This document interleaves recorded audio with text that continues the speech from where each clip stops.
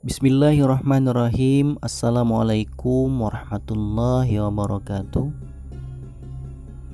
Pada pertemuan kali ini saya akan mencoba menceritakan kisah dari Nabi Muhammad SAW dan para sahabat.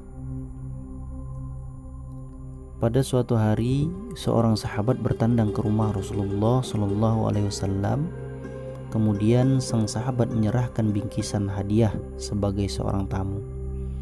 Tetapi kemudian ia berkata, "Wahai Rasul, kalau bisa barang-barang ini dibayarin ya.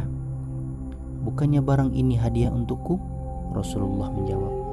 Dengan tersipu malu, sang tamu berkata, "Sebetulnya aku sedang tidak punya uang, tapi aku ingin sekali memberimu hadiah, wahai Rasulullah. Jadi tadi barang tersebut belum aku bayar sama penjualnya." Rasulullah tertawa mendengar penjelasan tamunya itu. Rasul sudah tak heran lagi dengan tingkahnya, karena lelaki di hadapannya itu adalah sahabat Nu'aiman bin Amr yang terkenal humoris di Madinah. Kisah di atas dikutip dari kitab Ihya Ulumuddin karangan Imam Al-Ghazali.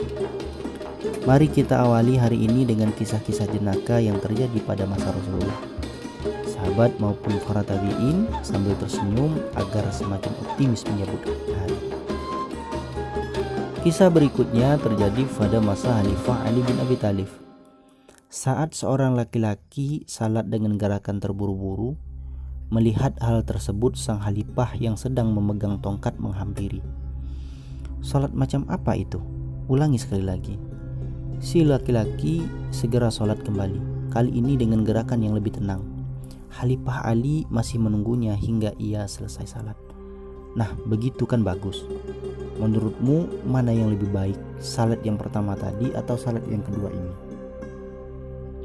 "Tentu saja yang pertama, karena salat pertama aku lakukan karena Allah, sedangkan salat kedua aku lakukan karena tongkatmu," jawab lelaki itu dengan wajah yang ketus. Diikuti Khalifah Ali yang tak dapat menahan senyumnya mendengar jawaban lelaki tersebut. Adapun yang terjadi kepada Al-Imam Asy-Syafi'i berbeda lagi.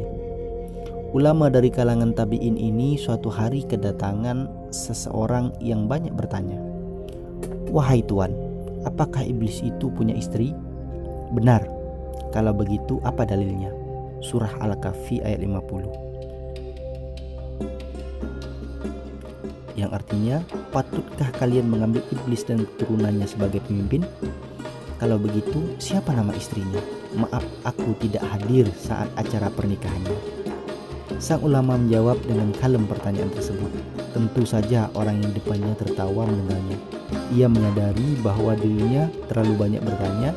Kisah di atas dikutip dari kitab Syiar Al-Amun Nurbani.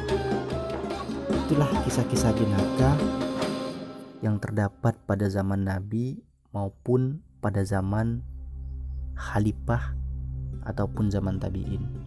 Mudah-mudahan kita dapat mengambil hikmah dari kisah tersebut. Meskipun kisah itu jenaka, tapi ada pesan-pesan moral yang terkandung dalamnya. Saya mohon maaf apabila ada penyampaian ataupun ada salah kata. Saya akhiri, billahi taufiq wal hidayah. Wassalamualaikum warahmatullahi ta'ala wabarakatuh.